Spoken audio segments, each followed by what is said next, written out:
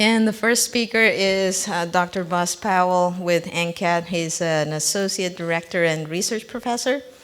He's going to talk about some of the research that we've been doing with coal recycling. So please welcome Buzz. Authority, good morning.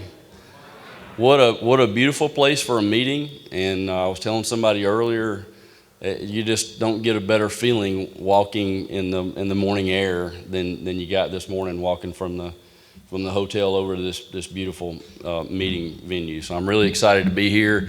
And I know most everybody in the room, and those of you who know me know I'm really excited about the research that we do at NCAT, especially at the NCAT Pavement test track. But what I'm going to talk about today is more of an overview of our cold recycling efforts, really with a focus on how do you look at life cycle cost of this stuff, and then a little bit of futurism, what's going to happen with environmental product declarations. How can we leverage cold recycling to help us with the EPD process, with the environmental process. And I'm wearing my Gopher shirt in honor of my brothers and sisters with Minnesota DOT. We have this long-standing now partnership with MnRoads, with the Minnesota Road Research Project. And so I tell everybody the Gophers are one of my favorite teams, not when they're playing Auburn, but I still am I'm a Gopher fan.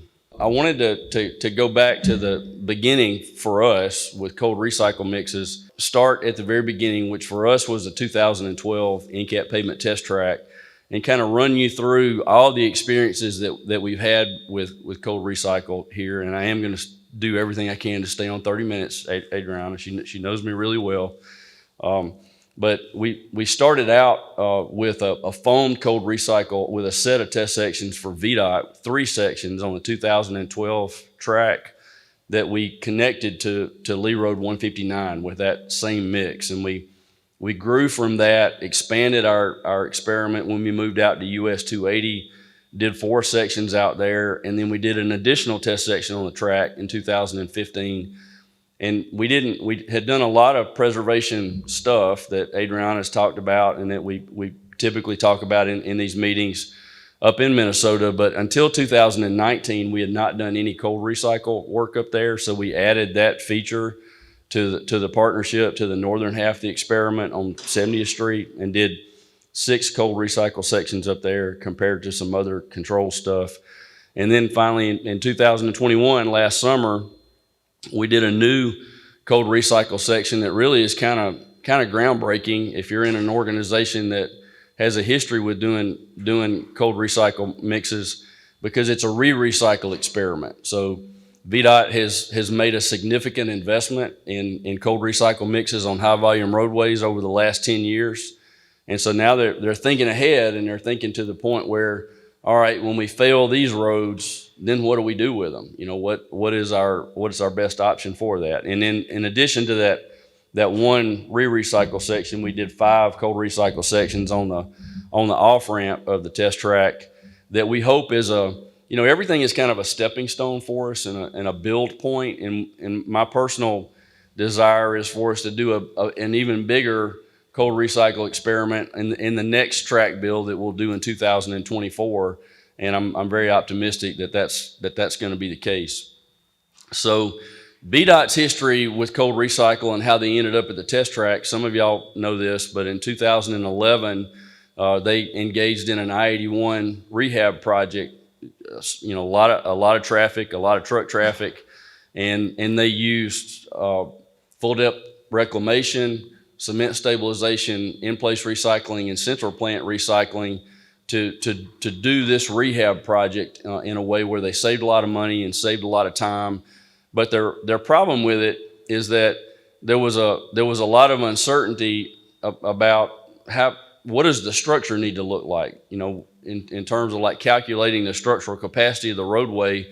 What numbers do you use? And they didn't really have a good handle on that. So they ended up using 2 different thicknesses. They built some of it with 4 inches, in a cold recycle structure. Some of it had 4 inches of asphalt. Some of it had 6 inches of asphalt, and they didn't really know what they needed to have. And that was the reason why they ultimately came to the track in 2012.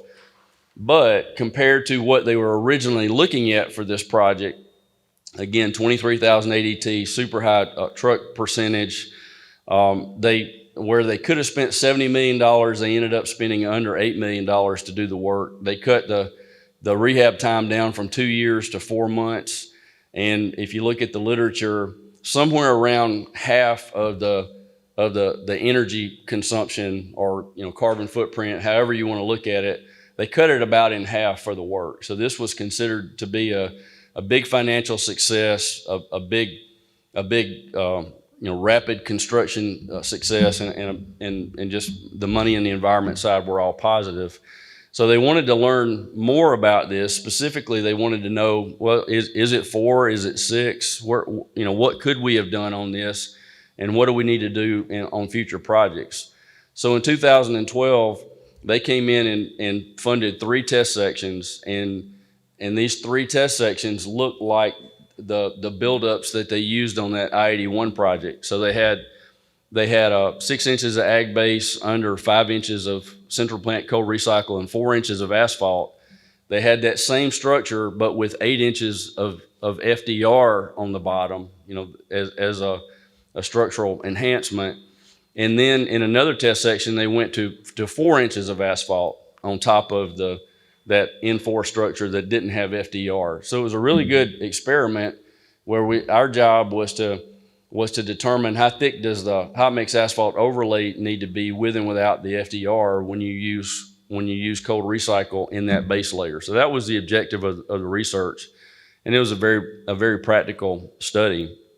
So we actually brought down the contractor that had done the work on the I-81 project. We set up a KMA plant there off of the southeast corner of the test track. We have a permanent plant site there that we leave set aside. We don't ever do anything to it. And then when we competitively bid to rebuild the track every 3 years, a hot mix contractor can bring in a portable plant, but we also bring in the working plant. We brought in a pug mill trailer. That we do a lot of work up on that hill off the southeast corner of the track. And so when we did these 3 sections and they mobilized down from Virginia, this particular KMA had a cement silo, so we didn't have to manually feed cement or anything, which is what we typically do.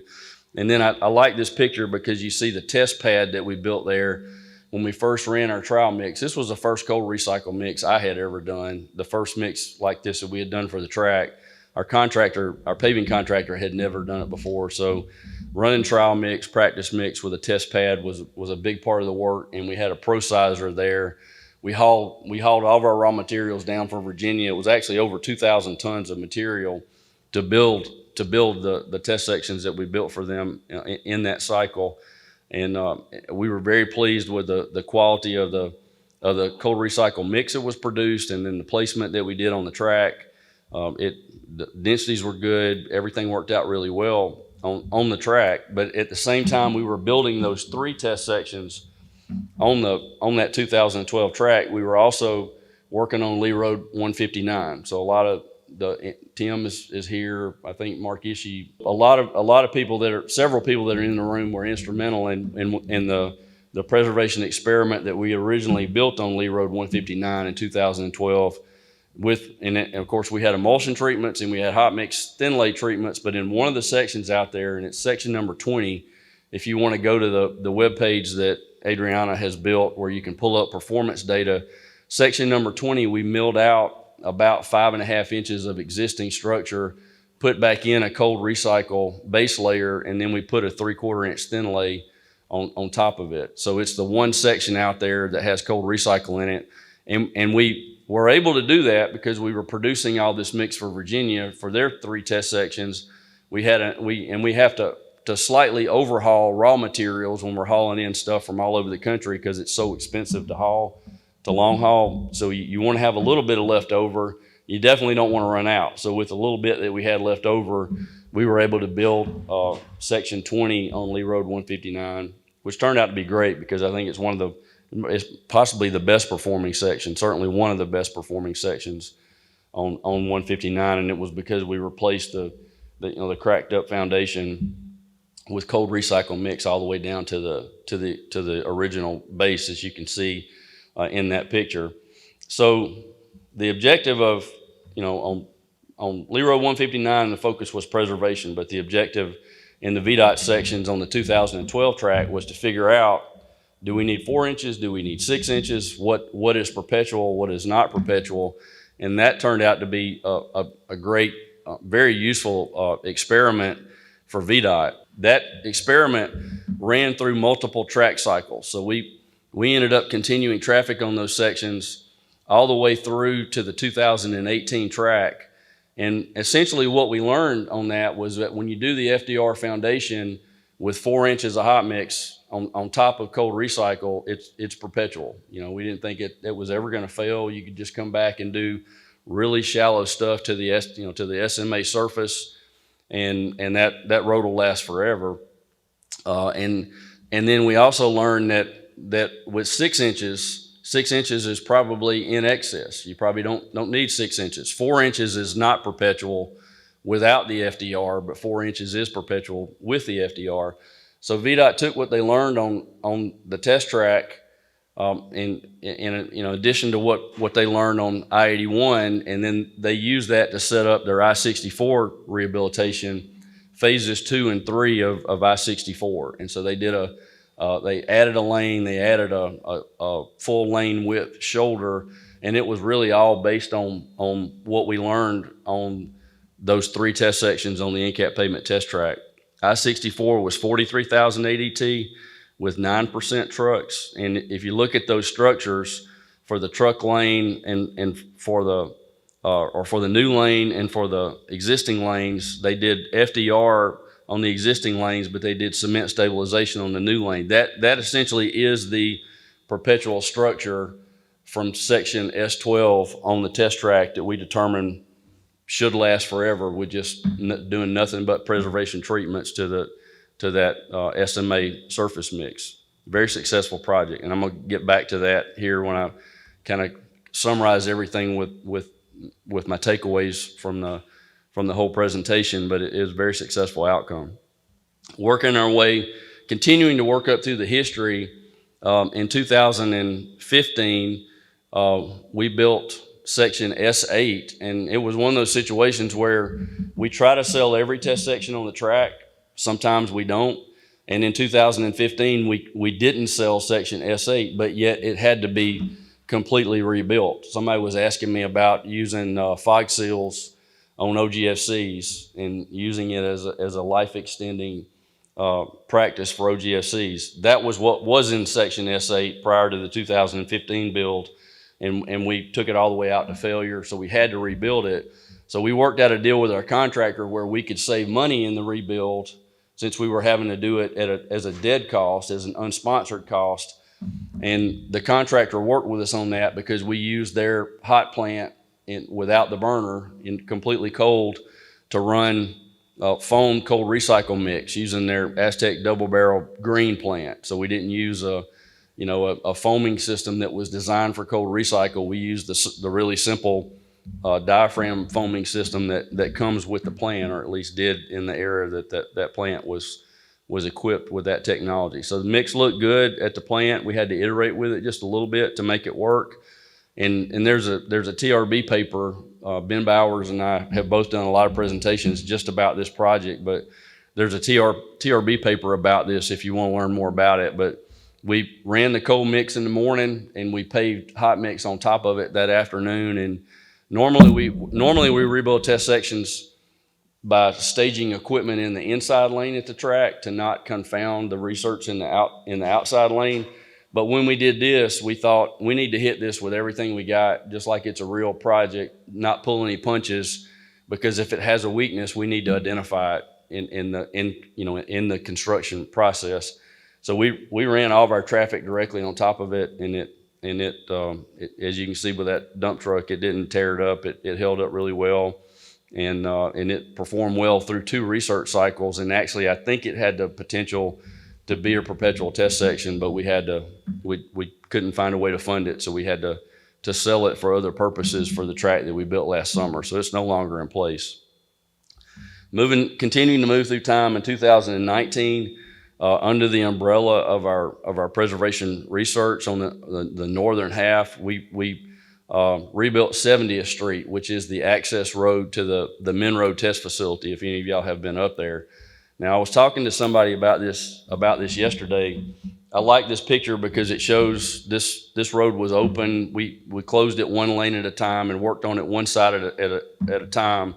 And to my back, as I took that picture, there's a ready-mix concrete plant back there.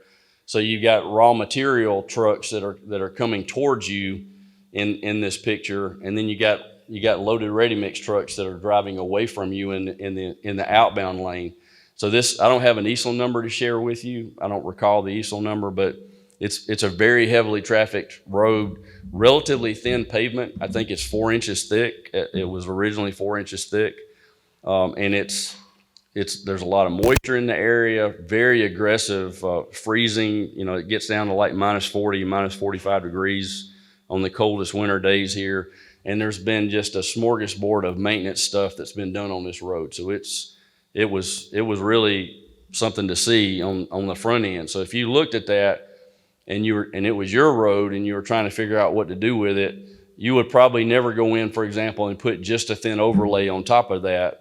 But the control for the experiment is just a thin overlay. So, probably the majority distance-wise on that road is nothing but a 1-inch balanced mix design thin overlay, really healthy thin overlay. But just keep that picture in your mind as I go through more information on 70th Street. So we rebuilt this road in the summer of 2019.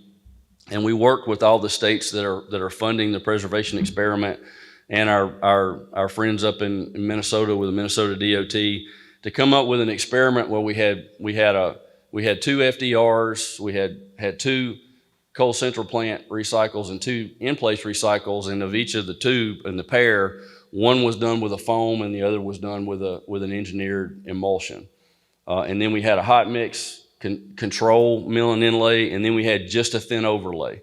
So there's a little bit of everything out there, and this also kind of got our gears to turning about what we could do at the test track last summer, which I'll work my way up to that. The original plan was to do the inbound lane and the outbound lane, to do both lanes with the same treatments, but the way it worked out, we had 5 days to do this. So just kind of imagine you got 5 days. We lost more than a half a day to just a torrential rainstorm that moved through there.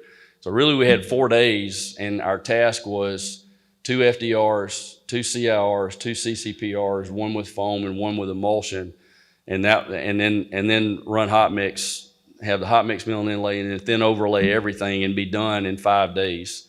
So it was a monumental challenge, and we have to acknowledge, really that's why I wore my Gopher shirt. The Minnesota folks did an outstanding job helping us to stage all this and setting it up with traffic control and being very, very mobile and flexible. And we got a lot of support from industry, from Workman and from Aztec and other companies, and it really worked out quite well, and it made it possible. So when it was all said and done, and the shoulders were dressed up a little bit and it was striped, and then we had the thin overlay surface and everything, the road looked outstanding. And the expectation for this was, well, this road is a horrible candidate for everything that we did to it. It needed to really be rebuilt, completely be rebuilt. So we don't need it to last. We don't expect it to last very long. We don't need it to last very long. We'll come back and rebuild the thing when we need to rebuild it. So that was the summer of 2019, and I hope I'm presenting this correctly because this is data that I got from Michael Vertis up at Minnesota, which I think it came from Adriana through Michael. So this is cracking percentages in all of these test sections, and they're about 1/10 of a mile apiece. But the high bar that you see there, the x-axis is the 20% scale. So as you look at this, and you kind of overlay it with the MAP 21 style criteria, we got a lot of test sections up there after 3 really hard winters with all that moisture surrounded by very fertile farmland. Most of it is in MAP 21 good condition, really. And the two FDRs are slightly up into the fair, and the thin lay, just the thin lay, as you really would expect based on the condition of the roadway, it's up to just past 15% cracked now, but kind of like what we did on 159 and 280 and then 169 and 8 with all the preservation sections. Really, there's not a bad performer. I think everything is doing well, everything is exceeding expectations, and now they're looking at this road thinking, well, this thing might last a while. I wanted to show you some time function data, and this is the thin lay. So that 15% cracking that you saw on that last plot with the thin lay with that high bar, it might be turning a corner, and based on the pre-treatment condition of that roadway, it could be that we're fixing to take a nosedive in cracking with the thin lay, but we'll wait and see how that turns out. That could be just a winter effect that you see there in the decay curve for cracking on the thin lay. So that brings us up to 2021 and rebuilding the track last summer. And so we brought in a KMA plant again, and as I alluded to earlier, VDOT wanted to look to the future and say, okay, what we did on I-81, what we did on I-64, what happens if we try to recycle that again? Can we do that? So that was what we set out to do on section S12. So we removed the hot mix surface, which was an SMA, and then we milled it off, and then we milled down 2 more inches and removed the binder layer. Then we milled out 5 inches of cold recycle base. Then we milled out the FDR, and we did that so we could separate all these piles out. And again, our test sections on the track are 200 feet long, but in terms of a construction sequence, this is something like you might do if it's a real project in terms of removing these layers. So we set aside the cold base layer for re-recycling, design, and construction. So Ben Bauer set out in the laboratory to look at how can we re-recycle that material, and we did it with foamed asphalt. That was the assignment, was to do it with foam and to not do it with an emulsion. With all that removed, we raised the subgrade up because they wanted us to top this thing off. The two big objectives on this thing is look at re-recycling and really push the envelope with the overlay. So instead of putting 4 inches on top of it, put 2 inches on top of it so we can fail it more aggressively and see how long it can last. So when we lifted the subgrade up, we put 6 inches of dense base, identical to what we did in 2012. Then we re-recycled that cold recycle mix using the KMA 240i plant, and it was a brand new plant. Did an outstanding job. It literally was a brand new plant, and they pulled that thing in, and we were running mix with it within hours without any kind of glitches at all. And then we put a 2-inch SMA on top of it, and so it was an SMA that is a production mix for VDOT that has a good performance history. So now it's under traffic. It's 1.1 million easels. And that this test section is probably going to be part of the tours that we're setting up for the May the 11th sponsor meeting. Some of y'all might be coming to the track for that sponsor meeting on May the 11th. So we were set up. We had the KMA plan on site for the VDOT test section. And while we had it on site, Ben Bowers and I kind of worked together, and we put together a cold recycle experiment to build on the off-ramp, using a bunch of different technologies. In addition to the KMA plant, we also had Pavement Restorations brought in a Pug Mill Systems Pug Mill trailer. So we had the 2 cold recycle setups off the southeast corner of the track. And we worked together in the laboratory and at the track to build a cold recycle experiment on the off-ramp. So the off-ramp gets approximately 2% of the traffic that the rest of the track gets, and that's because trucks get off and kind of bypass the east curve on brakes, and then they come back on the track. And there's a system that we go through to a safety protocol to get drivers off the track, after so much time or so many hours. but we're able to precisely keep up with the easels that are applied to the off-ramp, just like we do out on the test track. And this is a picture of the sections that we built. So we've got and it's a very controlled experiment. We've got ag base that's compacted in place on top of the same subgrade that we use out on the track. So good quality ag base, good quality subgrade. There's no instrumentation out here because the off-ramp was funded completely by private sector dollars. We have a hot mix control. We have a foamed cold recycle control. And then we've got an engineered emulsion.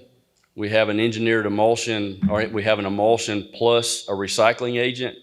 And then we have 2 standalone recycling agents with no additional asphalt that's added in any way, either with foaming or with an emulsion. So it's a really diverse experiment, and based on the lab processes that Ben and his team of students came up with, we really have high expectations for how this is going to perform. I think we're going to have some really good performance, but it's interesting when you look at the ramp. Every test section it was a different color. It was completely different in appearance, depending on what recycling method that we used for it.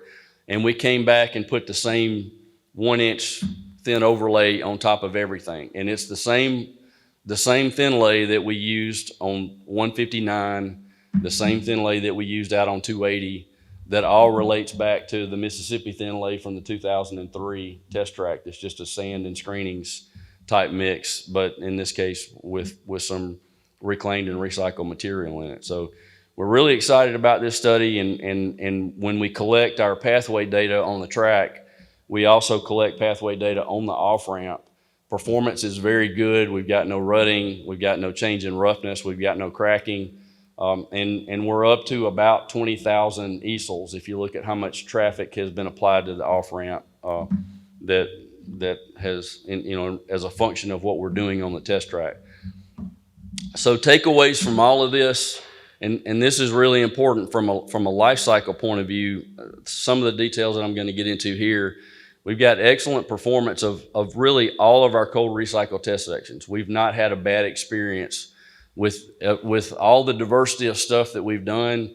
We've not had a bad experience with any of it, which I think is a very positive thing. For implementation purposes and for life cycle costing, if you want to do a cost comparison between what we've done and other methods, we use structural equivalence. In other words, if you're a layer coefficient state, what layer coefficient do you apply to these cold recycle options compared to hot mix options, and then adjust your thickness and adjust your structure accordingly. So if you're designing your pavement structure for a structural number of 7 with all the hot options that you would normally use, and you want to stick some cold options in there, you adjust your thicknesses to still hit that structural number of 7. So your expectation is that you're going to have equivalent performance, you're going to have equivalent maintenance needs, and it kind of makes it easier then to do a cost comparison, because really it's all about the cost of construction if you achieve structural equivalence.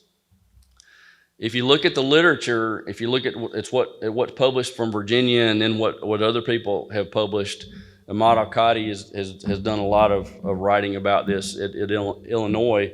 You can count on getting a savings of about 1/3 on both energy and carbon and cost, just kind of as a ballpark.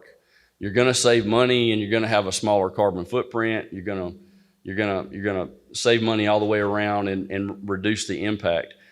That's a big deal because we are working towards a future where we're going to be implementing environmental product declarations. And if you've not heard that term, you're going to hear a lot more about it probably over the next 5 years. And it's all about the mix that you buy, or the material that you use in a layer is going to have something like a nutrition label on the groceries that you buy at the grocery store. And it's really all going to be about carbon footprint. So anything we can do to help with the EPD process is gonna be beneficial to us as agencies. I also wanted to mention the impact of using a stabilizing agent in cold recycle as opposed to engineering emulsions, because I think that's going to end up being a big factor for EPDs. In other words, if you're accustomed to using Portland cement as a stabilizing material in a cold recycle mix, Portland cement is probably going to have a lot bigger impact on the EPD calculation than using an engineered emulsion. So if that may tip the scale between foam and emulsion more than just your preference or what's easy. We might be steered more into doing engineered emulsions because of the EPDs. But the big takeaway from all this is to reduce our carbon footprint. The two big things that we can do are either reduce or eliminate the burner and eliminate our hauls or reduce our hauls. And eliminating the burner, the low-hanging fruit on that is cold recycle mix on the plant side of things, the asphalt pavement side of things. And then when we move from central plant to in place, then we can eliminate the haul, and all that stuff is going to have a big positive impact on EPDs. That really is the reason why we were excited about building that S8 test section where we used our hot plant with a burner off. You kind of imagine how can you implement things and get people to buy into making these types of changes. And so my thinking was, if I'm a hot mix contractor and I've got some downtime with my plant and I've got some surplus wrap, can I use my plant to make cold recycle mix without having to buy anything new, just to kind of get into the market and see if it works for me, with the agencies that I serve and with the clients that I serve. And then if that works and you build a business with cold recycle mix, then you can go buy a pug mill or you can buy a working KMA type plant. And then when you get comfortable with that, then you can eliminate your haul by going to in-place recycling. So I kind of saw that as the evolution of interest that industry would have. So that was our thinking in building that test section S8, and we're really proud that it worked out well. And I'm getting the hook from Adriana because I'm out of time, which is good because this is my last slide. And there's my contact information. I'd love to follow up with you if you have any questions. And I wanted to share this number with you. That's the FHWA publication on the I-81 and I-64 work that VDOT did, so you can learn a lot more about construction and cost and environmental impact and performance. If you do a Google search for that document number, it's actually pretty well written. Thank y'all. I appreciate it. The preceding was produced by the National Center for Pavement Preservation. More information can be found on the web at pavementpreservation.org. Additional support provided by Michigan State University.